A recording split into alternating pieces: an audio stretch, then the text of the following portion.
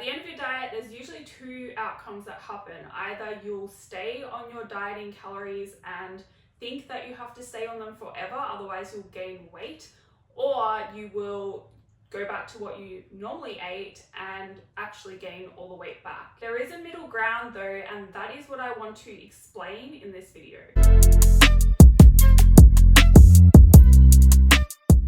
Hello, welcome back to my channel. My name is Jody and I help you change your beliefs so you can change your body, your health, and your life. This video, I want to explain how to end a diet without gaining the weight back. So at the end of a weight loss phase, once you have reached your goal body, it is possible to eat more food and keep your results. You don't have to gain the weight back, but you can't go back to eating what you normally ate. And I want to explain why that is the case and what you need to do instead to find that middle ground where you are able to eat more than your dieting calories and enjoy life again, but not go overboard and gain weight back. So to understand what happens, I first need to explain your TDEE, or total daily energy expenditure. So that is the amount of food that you need to consume every day in order to maintain your current body weight. So basically your total daily energy expenditure is all the energy you expend to survive, and if you expend the same amount of energy as you consume through the food you eat, you're going to maintain your body weight as it is. So your total daily energy expenditure has 4 components. The biggest component is your BMR, or your metabolic rate, and that is your resting energy expenditure. So you can't really control that. The next biggest component is your non-exercise activity thermogenesis, or your NEAT, and that is any kind of unconscious movement like fidgeting and walking around and talking and pacing and all of that kind of stuff.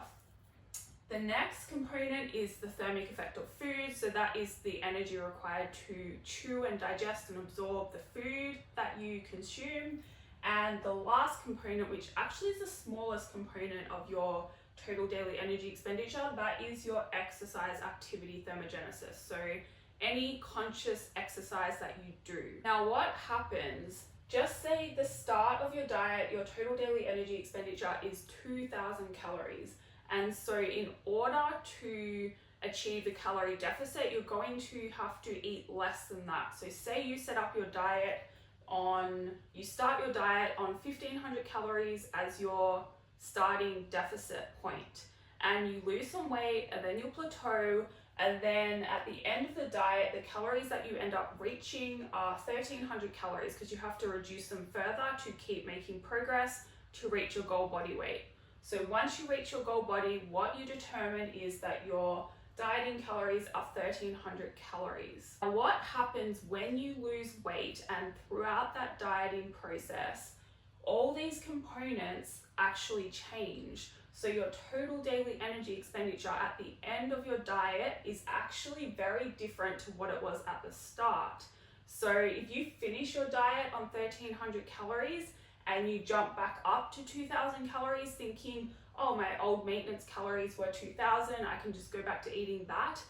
You can't. If you go back to eating 2,000 calories or more, you will gain weight. And that is very easy to do if you're not controlling, or if you don't have some plan for what you're going to do at the end of your diet. Because at the end of your diet, you're going to be super hungry, your appetite is going to be huge, and that is hormonal. It's just normal, it's a part of the process. You really have to have a second diet in a sense so that you can come back up to your maintenance calories without going overboard and gaining that weight back. When you actually think about these components, right, like it makes sense that your total daily energy expenditure would decrease, because your basal metabolic rate is mostly determined by your mass. So when you lose weight, you lose mass, and that makes sense that that will decrease. And then your non-exercise activity also goes down as you are in a calorie deficit. You have less energy available to you, you simply feel like moving around less. Thermic effect of food goes down as well because you're eating less food, and your exercise activity thermogenesis, so the amount of calories that you burn during exercise activity actually decreases as well, because you're not able to put so much energy and just say lift at the same intensity as you used to when you weren't eating in a deficit. So at the end of your diet, your total daily energy expenditure is going to be lower than what it was at the start. Now you can just recalculate this number.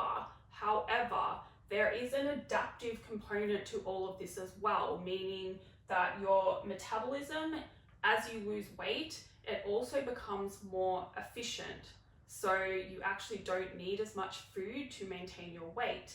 And your non-exercise activity, there's also an adaptive component to that as well. And it's very hard to measure what this adaptive component is, and it really differs depending on the person. So at the end of the diet, then what are you to do? Because you don't want to stay on these calories forever. It isn't necessary once you reach your goal body weight.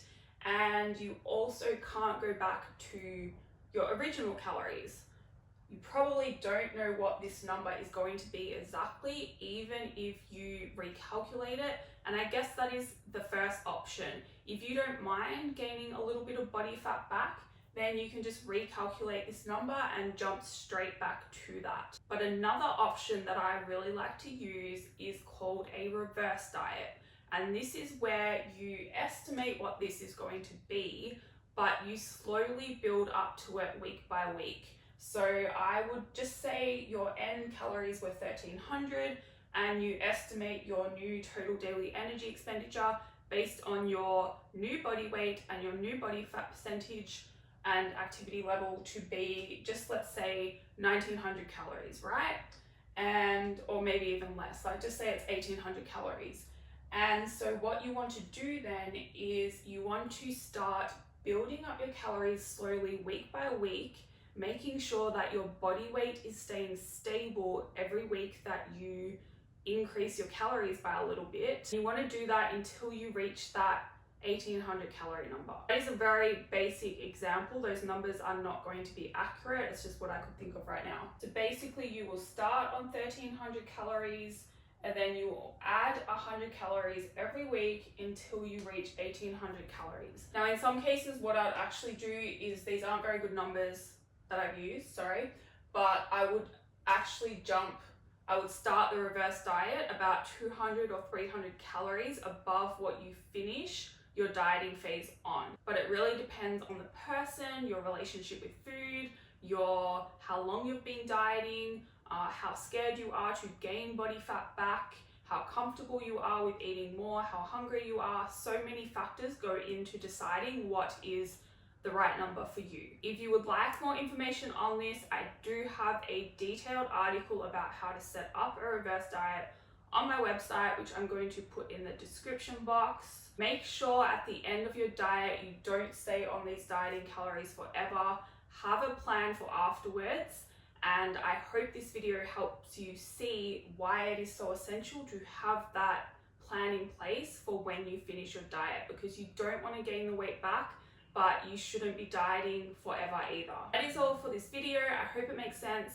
If you have any questions, please send me an email and hit the like button, hit subscribe. If you want to see any particular topic on this channel as well, please put a comment below because I need ideas. Thank you for watching and I will see you in the next video.